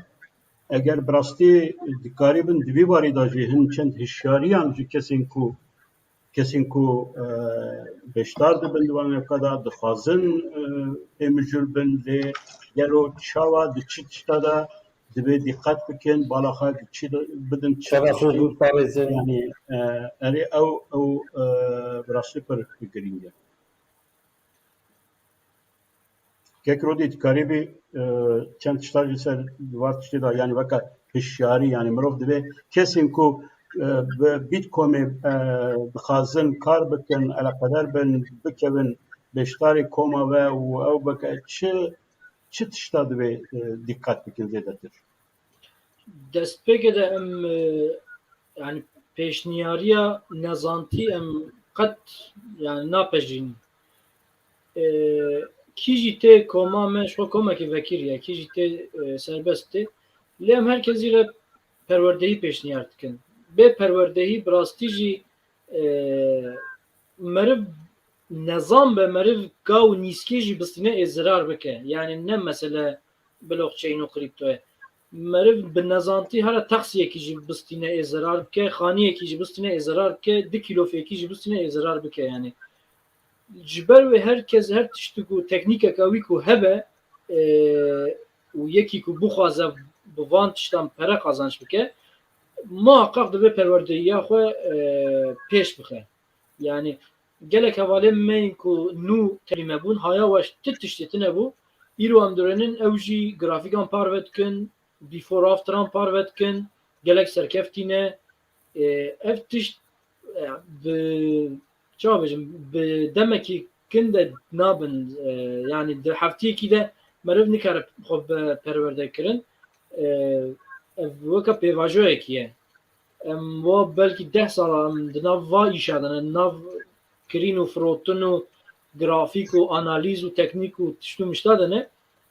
em hêjî em nikarin xwe re bêjin em perwerde bûn mehecarekî em bi hev re tevlî bernameyên perwerdehiyan dibin em çi dibînin tevlî dibine yani em xweş tiştekî kêm nahêlin lê hêjî em nikarin bêjin em perwerde bûne em tam bûne em ê weka xwendevan xwe dirêne em vî tiştî jî herkesî re pêşniyar dikin bi rastî perwerdehiya teknîkî jî carna nebese li ber vê perwerdehiya derûniyê jî yani meriv dikar gereke bikaribe derûniya xwe bi rêve bibe carna teknîk dibêje ev derciyê firotinê ye لی درونی جعبرچیتی دبیجه نه اوه هیجی هره او درونیا مرف اراده مرف تسلیم دستینه نه هیله مرف دور ده بفروشه و لور ده تکوه پشتی تکوه پسیکولوژیایی خراده به شخوب اف بورسا دیروکا بورسای و بو نزدیکی 100 سالی 150 سالی ji amatörî dest pê kir vêga profesyonel tir dibe her salê lê psîkolojiya wî îşî derûniya wî meselê qet neguheriye 100 sal berê jî li ser derûniyê ev îş dimeşiya vêga em nêdirinin dîsa li ser derûniyê ev mesele dimeşe çawa dimeşe yekî ku par mesela par min û Vedat wextê vî komê ave kir me xwest ku herkesê derdora me têkeve vî îşî têkeve demekî biçûk de demekî qut de perekî ji xwe re qazanç bike ji ber ku rewşa gelê Kurd li ber çav e îro em nêdirinin bajarê Kurda de ji 100 ketî 5 kes bêkar e îş nake pere nabe malê dibe barek ji mala xwe re yanî weka destpêkê de wego derekî de ku aborî ne baş be li wirê rêjeyên sûc û ewka jî zêdetir dibe bi rastî dewleta dagirker ji vî tiştî dixwaze dibe aboriya wa ne baş bikim va ji pergalê bavêjim weka tiştekî çawa bêjim weka krîmînalîze bikim ez ji van re bêjim hemî sûc ji van dertên hemî pîsîtî ji van dertên nebaşî nexirabî ji van dertên dixwaze vî damgayê li ser Kurda bixe îro rewşa gelê Kurd jî bi rastî jî ne baş e yanî em zanibûn ne baş e lê piştî ku me vî kampanya alîkariyê jî dest pê kirbû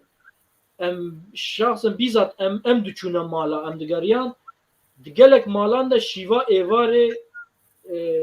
ji nîv tas birinc pêştir me nedidît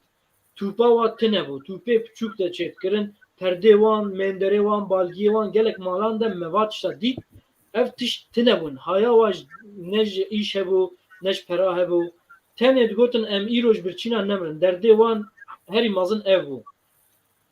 îro em lê dirênin par ji ber wan hewayên me dixwest ku herkes têke van tişta aboriya xwe bi destê xwe bi destê xwe qazanç bike nebe muxtacê kesî neçe ji bo 5 quruş pere neçe bajarê Tirka ji bo findiqa sê meha di nav va çadira de ji bo nemîne ji Kurdistanê îro em dibînin ev karkerên demsalî salê 200,000 Kurd ji mala xwe der ji mala xwe berdin çin bindestiya Tirka di înşaatan de ji tekstîlan de di ciyê bîçerçîtî ciyê zîraî de dişxulin sê meh çar meh îca çi be em bi tamamî paşiya emrê xwe tamamen bi bindestiyê de yanî şert û mercên bindestiyê de dişxulin ev însan ku li mala xwe li Kurdistanê ku aboriya xwe bi dest bixin aboriya xwe bi rêve bibin nebine muxtacê kesî dest ji kesî re venekin yanî dewlet jî wisa ave dibin eger milletek ku aboriya xwe bi dest bixe û bi rêve bibe bingiha dewletê herî mezin ev e ji xwe yanî sibê disba ku derfetek têke destê meriv jî meriv bi hêsanî dikare aboriyekî mesela direkt ave bike li îro em dibînin em bindestin gelek kes ji bo heqê nanê êvarê dişxulin me jî xwest gelek kesa em têxine vê yanî ev madem pergalekî wisa heye dev ji neoliberalîzmê me berda dev ji kapîtalîzmê yanî nîqaja wa me berda hanî ev tişt qumar e ne qumar e di nava pergalê de ciyê xwe di Kurda digire me dev ji va tişta berda me got bira xelq ji birçîna nemirin bira çend quruş pere têke berîka meriv bira bi piyê xwe pê li erdê bike gava me gazî kir piyase li erdê bû zêde zêde li erdê bû me bank dikir li ser medya civakî me bank dikir li derve li manav li qesab li dikanan li dervê li gund li bajar me li her derî bank dikir me digot werin gelek kes nizam bû çi ye yanî însanekî ku nizam be çi ye perê xwe naxe her derî lewma me got pêşî perwerdehiya xwe bistînin piştî wî werin demekî nêzik derbas bû yanî pereyê zêde zêde meriv xeyala xwe de nebîne di wan dera de meriv didît yanî هەنێک هەبوون درۆژێکی دە 10,000 زێدە بوون یعنی ئەv tiştekî zêde muazzam me ji ber wan ben em net zêde wê çax em neketine nîqaja işte em li kurin ev tişt ev îş çi ye em zêde me nîqaja van tiştan net kir wê çaxê me digo bira millet ji xwe re pera qazançke ji pêle here di mehekî de mehê bişxule saet 12 saeta bişxule û 2 milyara qazançke bira were em ê grafîkan em ê bi hev re parve bikin bira rojekî de bira wî perê qazançke meha xwe tiştekî dibe zarokê xwe derbas bike bel gundê xwe derbas bike di mala xwe de derbas bike neçe findiqa xulantiyê ji xelkê re neke yani armanca me mezin ev bû bi rastî edibêm لێ ئەو ئەرمانج ئەو هێستا ku hûn bi vê xebata xwe ku xizmeta cîwakî jî xizmeta xelkê re jî dikin ne astengek ku hûn bi xwe wek ji bo qezançkirina pereyê hûn ketine vê ew ya işte ez bawerim taybetmendiya vê sîstema ekonomîkê alternatîv divir de ku gava ku ez ji bo xwe qezanç dikim ez dikarim yani ew bibe weka xizmeta cîwakî jî xizmetekê ji bo milletekê gelo qezançkirina min ne ji bo te astenge yani di vê sîstemê de eger ez qezanç bikim pêşiya te nagirim yani weka ku normal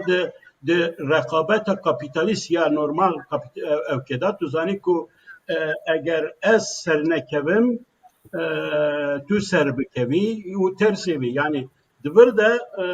tiştekî balkêş heye vê gavê ji aliyê cîwakî ve yani em dikarin bêjin ku ew înisiyatîva xebata ekonomîk ji bo şexsen bixwe di hemîn demê de ji bo cîwatê tesîrên bandorên vî yê baş ya ekonomîk heye di vê pergalê de ya dijwar yek û meriv değişîne ev e heta hinek kes zirar nekin hinek kes kar nakin yani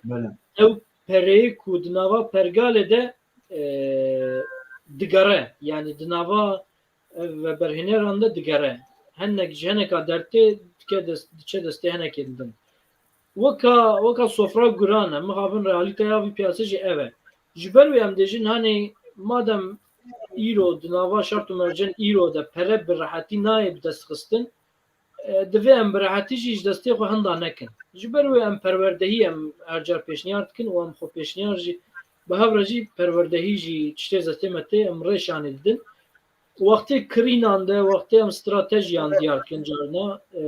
wextê firotinan de em dîsa îqazên xwe dikin dîsa jî îrada xelkê yani em nikarin ji kesî re bêjin filan tiştî wisa bike em piranî em dêjin me wisa kir û me filan tiştî kir me filan tiştî yek û fehm bike ji xwe yê fehm bike yek û fehm neke jî ew ê bi destê xwe belê tiştekî bala min dikişîne tiştekî bala min dikişîne mesela Kürt zêde stop naşolînin yani ez mesela derê dora min ekî pere datînin ez wara dibêjim ya tu bi $100 dixwazî $1000 qezançkî lê bi $100 naxwazî $5 te heye here dizanî yani ev mesela disiplînekê ye yani gele disiplîn yani disiplîn yani dema meze îro tişörta me çi dinivîse zanî without risk there is no reward yani wexta wextê rîsk nestinî dibêje without risk there is no reward yani risk heye û bê risk qezanç nabe zanî risk jî tu dananîna stopê tu riskê xwe kêm dikî mesela meze dikim Kurdên me zêde stop dananîn yani ev çawa dibe nizanim yani ek nakin yani ji bo riskî tabii agahdari û zanîn pêwîst e ew tiştê ku ve behs kir ama işte zarar jî dikin gelek dikevin evkê jî zerarê jî gava ku rîsk digirin لورا بلکې دبینن کو zarar dikine le waya rejiyê me ke kozanjê diyare ew keveye biberaye ew kesê ku min behs kir ku navê wî nehat bîra min derheqa viya da agahdariye daye ku agahdariye balkêşe jî navê Amîr Taakî ye ew diyare ji ber Taakî min got belkî navekî Japonî ye lê dibêje ku ji İngiliz û İranî lê dibe bi ihtimalekî mezin eslê wî Kurd e yani ew Amîr Taakî di vî warî de ez zanim ku vî li Katalonya vê sîstema ekonomîk ya da rolekî pir giring lîstiye pir ew lîstiye di hemîn demê de jî di Rojava de alîkariya Kurda kiriye. Niha ber bi hêdî em ber bi ew kê dikin ez ê pişra pirsan Pek yaşar. Yani daviya evke ez dixwazim tabii îro temaşavan me yani ne em nehatine davî tu bipeyvî ez zanim tu bikî tu bipeyvî ez ê nepeyvim ez ê bêjim ka ji me re grafîkê bide ev ê zêr çawa bibe dolar çawa bibe û zîv çawa bibe û bitcoin çawa bibe ya rastî pirsa min ew bû pirsa min ew bû aniha li vir min ew kiriye yani em dikarin ji xelkê xwe re yan ji binêrên xwe re em dikarin bibêjin ku qîmeta nirxa pereya bitcoin berdewam ve bilind bibe beramber evên din em dikarin vê eşkere veke garanti grafîkê deynin û bêjin tek yaşar ser grafîkê bira belê hûn kîjan kek vedat ki ji be bikî hûn kîjan dixwazin ser grafîkê ek bikin rejî bila grafîk ez tişkî din jî bêjim yani em ez bi rastî dixwazim hûn programa aborî çêkin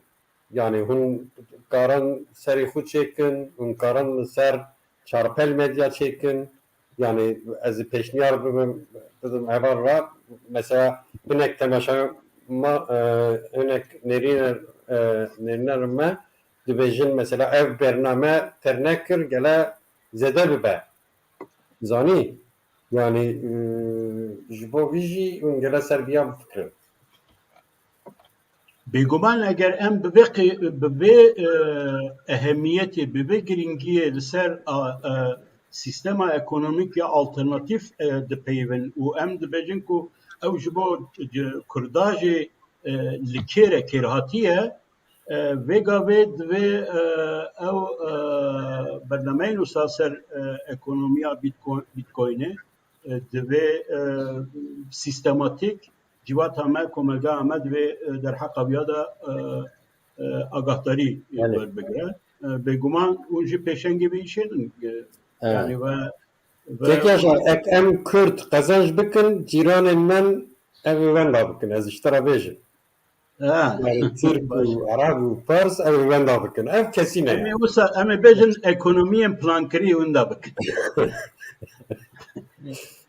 okey Kekrodî tu ser grafîkê bişolî Vedat müsait be Vedat kare em baweş dikerim nizanim screen share hûn her du jî kar nekikin ne belê em ê karim û koyînek bide biraz 100x be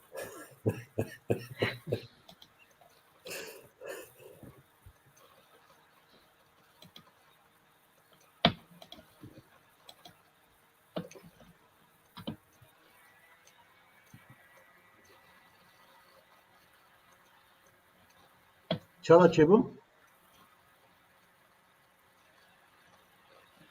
ez ketime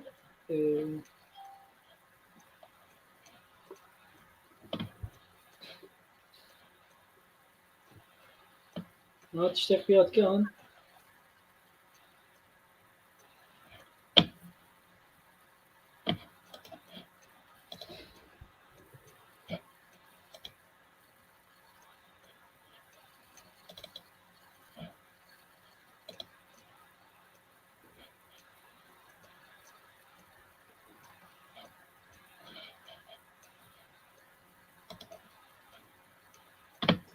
دنجم توا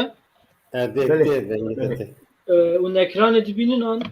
Ekranı hin de trading view. Yukarı bu. Trading view Ana var. başı tamam. من باشه داخوازم و چی بون ام تکارن شیرو Yani ez dibêjim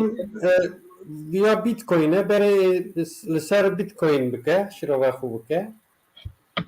لسر بیتکوین ام گاوال اتخوازم دیمنا مزن ده ماجور ده ام لیبرین Tamam. که دیروکا بیتکوین ده بیتکوین کتیه چی روشی نه کتیه چی روشی Hı hı. ev دیروکا بیتکوین یا چند ساله یا 2011 ve Hı hı. چند ساله و سال عرضه مشیایه پیشتی گو هاتیه 2017 yan yani vakti منو ودات مهوناس کر وان داره لوره بلندبونکی کریه از لبروی ده از پسیکولوژیا دانستاندن جی بیجم از بورسای پسیکولوژی چوای دوان درانده haya kesic kirîn û danûstandinan namîne divan derande û nizam hûn dibînin Em Bəli, dibînin. bəli. divan deran ev der ciyê komkirinê ye yani herkes portföya xwe zêde dike divan deran de xel hê nû Accumulation dibêjin, ne? çawa Accumulation dibêjin, accumulation. Accumulation, belê. Accumule dibe. belê belê belê Hı hı. divan deran de jî gelek kes tê dihisin lê belê hê jî nizanin çi ye yani dibên acaba em têkevin nekevin xeltev ketiye kar kirine em têkevin nekevin divan dera de nîqajan dikin li ser biryara xwe ketinê divan deran de didin piştî ew dikevin dîsa zaten piyase wî fersendê daye wa yani dibe bira filan kes têkeve piyasê divan deran de karekî bike ji ber ku hemî mal û milkê xwe tevî bîne tevî têxe yani ji ber wê divir de ev derbilindbûnekî ew ke nerast e yani ev pampkirin dêjin piyasê de jê re piştî vir gelek kes divir de hê nû nû dîsa dikevne piyasê divir de dîsa Dibêjin, dikevne dibêjin piyasê pir bûye. zêde bûye pere aniye pere lê zêde kiriye henekî jî zêde bûye henekî jî pere lê zêde kiriye henekî jî kiriye hatiye vir gotiye wallah sona vî îşî tune ya ez ê bibime lord ez ê bifrim yani mal û milkê xwe û zêre jina xwe her tiştê xwe ereba xwe firotiye mala xwe firotiye xistiye li va dera yani divan deran de ev der malxirakirin e zaten ev al ev der malxirakirin e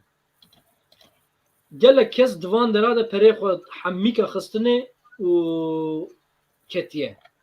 vêga em ê werin li ew kê dîmena mînor birêne divir de ketinekî kiriye divir de ketinekî av vî şiklî kiriye em ê werin yê grafîka rojane piştî ku herkes mal û milkê xwe xistiye ketinekî kiriye ev ketin em lê birênin ketin ji qasî ketiye ketinekî dora sedî çil û sê ya yani farz ke yekî ku 100 milyarê xwe xistibe vî piyasê çil û sê milyarê wî hinda dibe piştî hinda dibe dibe ez gereke vî zirarê derxim dibe ez ê biseknim piyase dibe ku dîsa bixwe were yani divir de dibe ku dîsa bixwe were bilindbûnekî dike bilindbûnekî dike dibe ji xwe berya wî bilindbûnê ew lûtkeya dawî bibûre dewam ke yani ev kara min dewam ke zêde panîk nake çawa ku piyase bixwe were dîsa ketinekî mezintir dike vê carê civîre jî dêjin dead cat bounce yani hareketa dawî ji bo xapandinê fake yani. Dûre jivir yani a jivir piyase dîsat keve heta binî. Vê carê ketin çiqase, vê carê ketin sedî şêst û şeş e. Ketinekî mezintir. Yani yekî ku perê xwe divir de xistibe û piyasê, perê wî sedî heftê kêm dibe. Yani 100 milyarê wî dimîne 30 milyar tenê. Di vî naverê de hemî mal û mulkê xwe xistiye, rîska mezin standiye, psîkolojiya wî xira dibe çünkü ev wextekî dirêj e. Yani di piyasê de du wext hene. Demsala di demsal hene. Demsala gayê heye, demsala hirçê heye. Demsala gayê hindik dewam dike. Yani em Musa şahidin. Demsala hirçê divir de farz ke em divir de demsala hirçê hewqa dewam dike. Yani mehek, sê meh, pênc meh, îca çi be herî zêde 5 meh, 6 meh. Lê demsala demsala hirçê îca birênin. Demsala hirçê zêdetir e jiya gayê. Demsala hirçê. Devra dibê tuketiyê xewa hirçê yani dirêj. Divir de dibe 400 roj, 450, 466 roj divir de devam kiriye takriben. Yani 500 roj hirç devam kiriye, belki 3 meha ga devam kiriye. Divî navberê de gelek kes psikolojiya xwe xirat dikin çünkü demekî dirêj e, her ro piyase piçekî bi xwe ve tê dîsa dikeve. Yani divir de radibe dikeve. Piçekî bi xwe ve tê dîsa zaftir dikeve. Piçekî dîsa bi xwe ve tê dîsa zaftir dikeve. Dîsa bi xwe ve tê dîsa zaftir dikeve. Ev 500 roj wisa devam dike. İnsanekî ku mal û mulkê xwe hemî xistibe piyasê û sedî heftê sedî not hinda kiribe. Mesela em birênin ji serî heta dawiyê çiqas ketin çêbûye. Çiqas ketin çêbûye sedî 84 ketin çêbûye. İnsanekî ku hemî mal û mulkê xwe sedî 84 hinda bike û 500 roja lêviya bilindbûne bimîne yani ez texmîn dikim derûniya wî saxlem nafilite. û tiştê zanibe jî êjbîr ke ji bo piyasê. Zaftir bitirse, têkiliyê wî derva, têkiliyê wî nav malê, têkiliyê wî nav civakê falan, hemî xira bibin. Ev piyase yani alê neynî de bandorek wisa semeriv dike. Em îrol Bitcoinê dirênin, fiyeta wî ji 10 dolara falan dest pê dike. Di 2017 de yani sersala 2017-18 de diçe 19,000 dolarî zêdetir fiyet dibe. 500 roj dimîne dîsa bilindbûnekî dike. Ev jî bandora koronayê ketinekî mezin dike. Ketinekî ev bandora koronayê. Ev der Pirsekê min ji bo vîya hebû min texmîn dikir ku di dema koronayê de bilind bûye ew kavê waya diyare anomaliye ev ya tirsî bûye. Ev di wextê koronayê de ez wisa bêjim sedî 63 ketinekî kir piyasê. Bitcoin hevqa ket, altcoin gelek jê sedî notî zaftir jî ketinê xwe kirin yani. Bitcoin weka meselî de gotibû bavê piyaseye. Bitcoin çi bêje, çi bike, çi tevgerê bike, ew ê din jî bandor li ser xwe rûdinîn yani. Ev jî bandora koronayê bû weke me got, ji ber ku çima weka ketinekî mezin kir? Piyaseyekî nû ye. Ev piyasa pereyên fîzîkî ev bû 10,000 sala pere heye piyasede. Berê kevira taqas dikirin, paşî pereyên hesin derketin, wan taqas dikirin, paşî pereyên qaxiz derketin. Ev 10,000 sala hê jî pere ji bandora enflasyonê û bandora faîzê bandorekî neynî digirin. Ev piyasekî 10 sala ye herî dawî. Yani herî dirêj piyasekî 10 sala ye. Yani bandorekî wisa ku anî bese xwe jî ev jî tiştekî normal e ji ber ku hê piyasekî bebek e, hê birêve jî naçe. Ev hê pêşiya me de salên dirêj hene. Ev ê çi bandor bîne. Pêşerojî de dike ku meriv ji piyasê pere derxe û derbasî ji piyasa zêra. Pere derxe derbasî vir bike. ew jî bi ew kêre dibe ewlehiya piyasê re ancak mümkün be. Em dibînin ev jî par bû, ev jî wextê me kom ave kir. Me divir de kom ave kir parvekinên me a ji van ra dest pê dikin. Ev jî wextê akümülasyonekî bû. Me di van deran de xelkê teşwîk dikir. Ev dîsa ji xwe piştî ku trenda pêşî şikand, ev trendekî mezin hebû wê çaxê. Bilindbûnek. Bilindbûn ne trendek weka qita meylekî. Divir de ew hatibû şikestin û dibînin nizanin. Belê, belê. Divir de ceribandin du ceribandin, sê ceribandin, ev di ceribandina çara de ev der hatiye şikandin. Piştî ku ev der hate şikandin me dest bi qîrînê gaziya kir. Me got werin, werin kî ewka xwe bîne, kî boxçika xwe bîne êtije bike yani. Divir de nexasim demekî nehewqa dirêj de dest bi rabûnê kir. Dest bi rabûnê kir çû heta 20,000 van dera. Hiç nesekinî, hiç mola jî neda devam kir. Devam kir weka em bêjin weka çawa em tarîxê birênin ji vir heta virê weka 260 rojî bilindbûnê xwe dewam kir piyasê. Ew piyasayê ji bo koma ve jî derbas dibe ne waye? Belê belê. Belê. Ev bû yani tiştek û me dişopand ev bû, me bala xelkê kişand ev bû.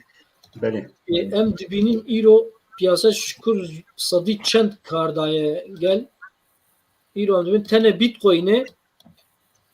ji destpêkan me heta bilindbûna dawî sedî 56 piyasa bilind bûye. Yani însanekî ku 100 milyarî hebe 5 qatî pere standiye di nava 3-4 mehan de. û divir de me dîsa me got piyasa zêde wermiye em derbasî stratejiyekî nû bûne divir de îca ewlehiya xwe biparêzin. Ev jî alet teknîkî de yani meriv fehm bike. Yani meriv grafîkê jî birêne bilindbûnek lê meriv li vir jî birêne. Yani meriv li vir jî birêne bilindbûneke. Meriv çawa fehm bike ev ketina ji dile an ne ji dile ew jî hinek tecrübeye hinek jî analîza teknîkî ye meriv fehm dike. Gelek kes ji van dere got dîsa were 8,000 5,000 li wê çaxê me stokê xwe tije dikir, me portföya xwe mezin dikir, me ekleme dikir. Yani me digot zêdekin yani perê zêdekin yani bikirin. Çiqa ket hinekî jî bikirin ev neketina ji dile. Kî gelek kesa jî nan jê Em çawa fehm dikin ketin ne ji dile û ketin bi şeveyekî dine? Çawa teknikî gelek tu teknikî li ser şoxlî. ev hinekî teknîkî ye yani çawa bêjim gelek nîşane hene, emare hene meriv ji wa fehm dike. Yek ji wa hacî me ev mûmikin meriv ji wa fehm dike. Meriv ji Bollinger ev tev nîşane ne yani ev jî xeteke ev jî meriv ji vir jî fehm dike. Ev alîn ku hinekî dîtibin zanin yani kiriçin ev navîna wa yani ortalama ye. Divir de piştî ku ev ortalama kete binê vir û de heftiyal sev mûmik kirt me got em ketine demsala hirçê. Gelek kesan teşwîk dikirin yani digot piyasa ji vir bilind bibe yani ketinekî piçûk bû serê ewlî lê piştî ku kete binê vî ji me re bû nîşaneyekî yani piyasa xeber da yani got tamamen îşê min weka ku qediya be xwe bikişînin. Me ji xwe ji van dera me xwe parast bû ev jî kêrtê ji xêna wî dixwazim ji îndîkatoran ew kê jî şanî bidim RSI jî şanî bidim. Kîjan RSI? RSI jî heye ka di Kurdê min nedî semol RSI divir de ev jî nîşaneyeke sembola maznahiya piyase şanide. Ev çizgiye xwarê hene ya. Ev xêzik. بله بله Yani her duçu ez bu saç var bejim. Piyase jivir hatta vir bilind bu. Lebeli RSI'de pişti şikestini bi çep avayı tevgeriya. Ev bu nişaneyeki yekemin jimare. Yani hatta vere tıpırskiri hıyanet kir. Hatta ketin amazın. Pişti vi mexwe kişan, pişti vi navin yani Türkiye'de jin ortalamaya 20 roja, ortalamaya 5 roja, ortalamaya 200 roja. Ev jî bûne nîşaneyek ji bo me. Gelek nîşaneyên on çeyînê hene. On çeyîn jî weka îstatîstîk û weka femkirina piyasê hani çiqa pere îro derbasî kur bûye. Ev ketin ji ber çi çêbûye. Meriv de on çeyîn de zanyariyên on çeyînê de meriv bi zalalî dikare bibîne. Ev jî dibin me grafîkan fehm kir henekî. بله Ev rewşa Bitcoinê bû. Niha jî meriv nikare bi rastî bêje tiştekî ji ber ku çima derbasî grafîka din bibin. Fibonacci. Ji bona çê em ê bêjin divir de Bitcoin lûtkaya xwe dawî vê derê nîşanda. Yani 64,000 dît ji xêna wî ket. Îro em dibînin trendekî nû hate avakirin. Ev ketin ne pandemiya vê demê bû. Na ev ne girêdayî wî bû. Meha gulanê dest pê kir ne? Par bû ew par bû. Ew par û ew ketin bandorayê ev derbû. Wek me got ev der. Ev Meha ketin bandorayê ev bû. Saraçûnê vê demê. Ev Ez tahmin dikim 2020 de bû. Di Adarê de bû. Em werin ser mijara Bitcoinê. Bi kurtasî em bêjin heta ev trenda kevin nêşkandin. سر هاو بینی چک Çawa? وقتی ما او دبه در باس دبه چک لستر تکاری وانا او Ez jê lester bêjim. Belê. Bi kurtasî heta ev trend nêşkandin em nikarin bêjin bilind bûna xwe bidomîne. Gelek nîşaneyên neynî hene ev dibe piyase werimiye yani ewlahiya xwe bira vê pêlê herkes biparêze. Li ser Bitcoinê em dikarin vî tiştê bêjin.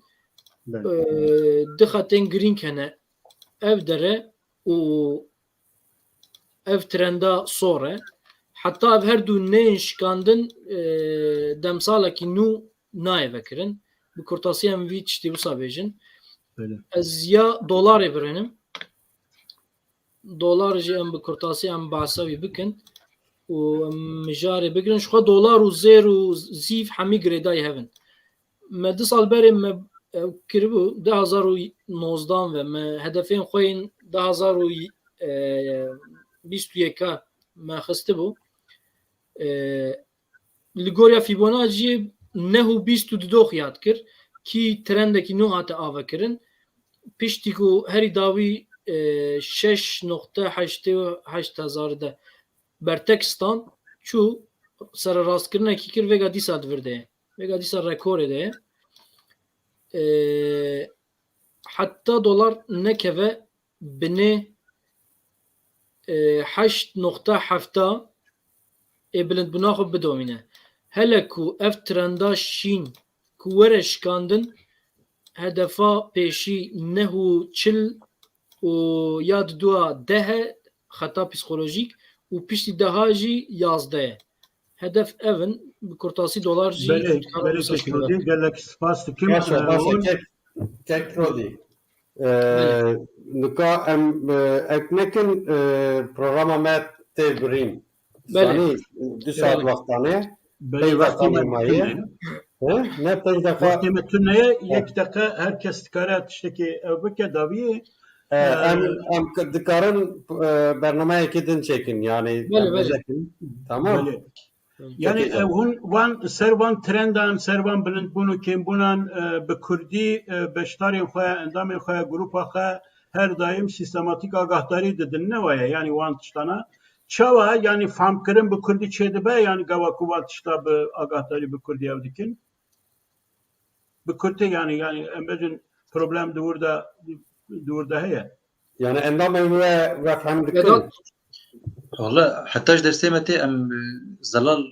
dibêjin yani em Bele. grafîkî tenê parve nakin bin grafîkê em Bele.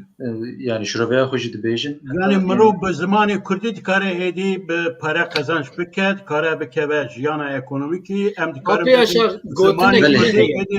bibe vê zimanê ekonomiyê pazarê. Destpêkê de gotinekî me hebû, Belê. me digo heta niha Kurdî pere netkir. Yani di navar jiyana rojane de pere netkir. Lê îro Bitcoin Kurdî kire Kurdî bê Kurdî pere nikare qazançkî. Kurtêk evî komî mecbûrî Kurdî bibî. Gotinên ve davî ez ê bigirim bi rastî 3 deqeyê me mane. Gotinên ve davî. ez dixwazim hemû yani şopînerê me û hemû Kurd xwe divê awayî de perwerde bikin û bê hewcê şîroveyê me ew ji xwe re analîzê xwe grafîkê xwe xêz bikin û li gorî xwe kirin û firotinê xwe bikin. Armanca me ev bollê. Ez ê dibêjim temaşemavan me bira zanibin Bitcoin Coin Kurdî heye, grup heye li Telegramê, li Twitterê bira van bişopînin coin bi Kurdî xweş e. Coin Kurdî. Belê Kekrodî, tu jî ev bike. Ez jî dibêm yek û bixwaze bira perwerdehiya xwe tamam ke çîş destê me tê hem ji bo ziman yani misyona me pêşî destpêkê de ziman e dûre jî perwerdehiya aboriyê ye em dixwazin madem dewletekî ave bikin em mecbûrin îro ji îro pê de em bingeha aboriya dewletê jî em ave bikin dewletekî serbixwe wisa bi rahatî nayê avekirin gelê Kurd jî gerek têkeve vî firqî herkes çîş destî were kevirekî dêne sev ji bo pêşerojê baştir bim. Belê. Bi rastî ew daviyê bipirsim ew nakamato miroveke yani yekî dahiye yan jî navê grupekê navê kesekê ew bi Kurdî ew derheqa wî de çi ye yani ev kes xwe diyar jî nake nîşan jî nade li Macaristanê heykela wî ev kirine lê heykela wî yani çi kese belî nîne yani. Ji xwe ne diyar e kes nizane vê Kes nizane çi ekîbeke ye. kes nizane ji kur e erê navê Japon e lê kes Neyse em evardaş bêjin temaşevanên xura. Belê Gelek spas Rodî, gelek spas Vedat. Em spas dikin em kêf xweş bûn. Em dixwazin carekî din bernameyekî çekin bi we re em kêfxweş bûn yani ev cara yekemîne mêvanên me ji me daha xweştir daha civanin ji bo vî ezin jî yani hesidî jî cem min çekû kam çi bikin Belê gelek spasiya ve dikim em ez bawerim gelek bernameyekî pir bi kêrhatî bû ji bo binêrên me ew bernameyê nûsa wê berdewam bikin hêvîdarim bi we re ew ji ber ku ew sîstema ekonomîkî alternatîv diyar e vê gelek müphemî yani nezanî tiştekî ku nayê zanîn ber bi ku de biçe gelo neolîberal sîstem viya vê bixe destê xwe ji ber ku ji vî re jî gelek li kêrhatiyên vî henin yan jî ev ê bibe alternatîva vê û ji bo Kurda di vir de çi feydeyên vî heye çawa ye em ser van tişta wê hê bipeyvin me dema ku bi rastî gava me xwast ku bernameyekê ka pêvajoyên global ya dinyayê piştê pandemiyê bi taybetî wê çinin tiştên çi nû hene me dît ku ew mesele krîpto pere girîngtirîn belkî girîngtirîn proses e bûye re ku mirov dibe serê wî سریخوا بشینه و وان پروسسا بشوپینه و جه سود بگره کریپتو نای دیتن نای دیار کرن لی کریپتو پرeye که reale و مروف تکاره به